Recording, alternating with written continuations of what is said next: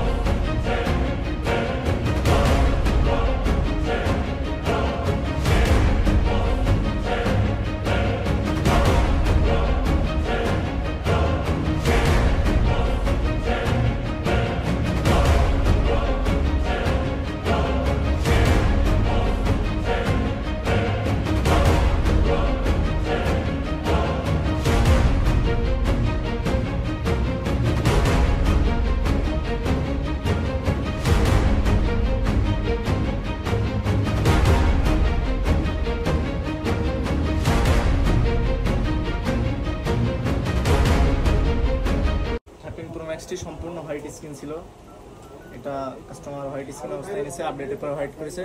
আমরা সম্পূর্ণ টোটালি এটা সলভ করতে পেরেছি। আপনারা 13 pro max, 14 pro max, 15 pro max display issue নিয়ে আসেন, আমাদের কাছে যোগাযোগ করতে পারেন। আমরা খুবই রিজনেবল প্রাইসে কাজগুলো করে দিয়ে থাকি। ওকে।